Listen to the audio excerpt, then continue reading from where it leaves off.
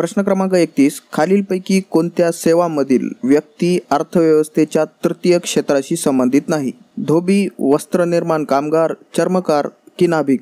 आणि बरोबर उत्तर आहे वस्त्रनिर्माण कामगार, टेक्सटाईल वर्कर्स. हे कामगार द्वितीय क्षेत्रात येतात. हे बघा, अर्थव्यवस्थेत 3 क्षेत्र असतात: प्राथमिक क्षेत्र, द्वितीय क्षेत्र आणि तृतीय क्षेत्र. द्वितीय क्षेत्र यालाच निर्माण क्षेत्र, मॅन्युफॅक्चरिंग सेक्टर असेही म्हणतात आणि तृतीय क्षेत्राला सेवा क्षेत्र, सर्व्हिस सेक्टर असेही म्हणतात.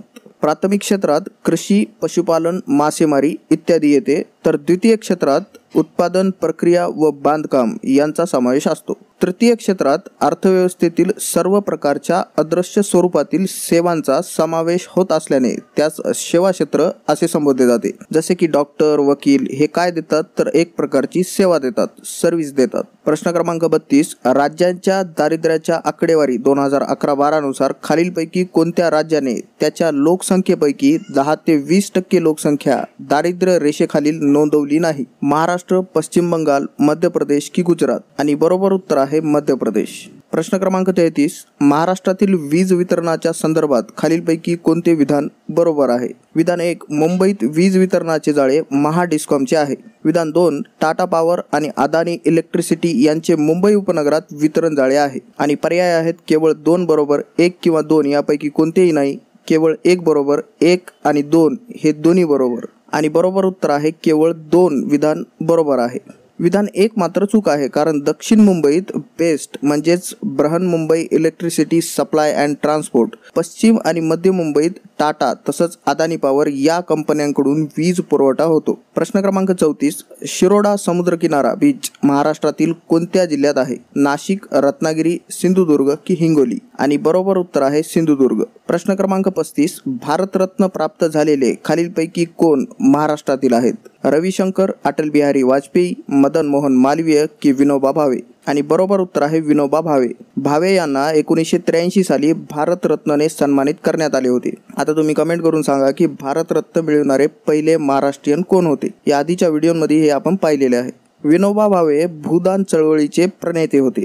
महात्मा गांधींनी 1940 मध्ये वैयक्तिक सत्याग्रह पुकारला. त्यावेळी पहिले सत्याग्रही म्हणून त्यांनी विनोबा भावेंची निवड केली होती. प्रश्न क्रमांक 36. जर विधानसभेच्या सरकारमधील निर्वाचित प्रतिनिधीची जागा राजीनामा किंवा त्याच्या किंवा तिच्या मृत्यू झाल्याने रिक्त होते, ते त्या रिक्त जागेसाठी घेतल्या जाणाऱ्या निवडणुकीस काय म्हटले जाते? सार्वत्रिक निवडणूक, मध्यावधी निवडणूक, फेर निवडणूक की पोट निवडणूक? आणि बरोबर उत्तर आहे पोट निवडणूक. हा पोट निवडणुकीचा मुद्दा तर गेले वर्षभर सतत चर्चेत होता बघा. सार्वत्रिक निवडणूक म्हणजे जनरल इलेक्शन, जे की भारतात 2024ला होणार आहेत. मध्यावधी मिड टर्म निवडणूक म्हणजे विशिष्ट परिस्थितीत निश्चित कालावधीच्या आधीच, जो की 5 वर्ष असतो, लोकसभेच्या किंवा विधानसभेच्या निवडणुका घ्याव्या लागतात. अशा निवडणुकांना मध्यावधी निवडणुका असे म्हणतात. आणि फेअर निवडणूक म्हणजेच री इलेक्शन, एक प्रकारे पुन्हा निवडणूक घेणे आहे. प्रश्न क्रमांक 37. खालीलपैकी कोणते महारत्न CPSE आहे? गेल India limited, oil India limited, महानगर टेलिफोन निगम लिमिटेड की container corporation of India limited? आणि बरोबर उत्तर आहे गेल इंडिया लिमिटेड. भारत सरकार केंद्रीय सार्वजनिक क्षेत्रातील उपक्रम CPSEs, तुम्ही याला भारत सरकारच्या कंपन्या पण म्हणू शकता, आणि या कंपन्यांचे 3 श्रेणींमध्ये वर्गीकरण केलेले आहे: महारत्न, नवरत्न आणि मिनीरत्न. 2023 पर्यंत भारतात 12 महारत्न कंपन्या आहेत. त्या कोणत्या तुम्ही ह्या इथं बघू शकता.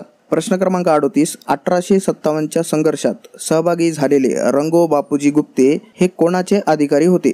छत्रपती प्रतापसिंह, भागोजी नाईक, सुरगणा की चिमासाहेब? आणि बरोबर उत्तर आहे छत्रपती प्रतापसिंह. हा प्रश्न रिपीट झालेला आहे आणि आपण या आधीच्या व्हिडिओमध्ये डिटेलमध्ये कव्हर सुद्धा केलेला आहे. प्रश्न क्रमांक 39. महाराष्ट्राच्या विधानसभेबाबत खालीलपैकी कोणते विधान बरोबर आहे? विधान 1. येथे 285 सदस्य आहेत. विधान 2. महाराष्ट्र विधिमंडळाचे ते प्रथम सभागृह आहे. आणि पर्याय आहेत केवळ 1 बरोबर, केवळ 2 बरोबर, 1 किंवा 2 यापैकी कोणतेही नाही, 1 आणि 2 हे दोन्ही बरोबर. आणि या प्रश्नाचे बरोबर उत्तर दिलेले आहे केवळ दुसरे विधान बरोबर आहे.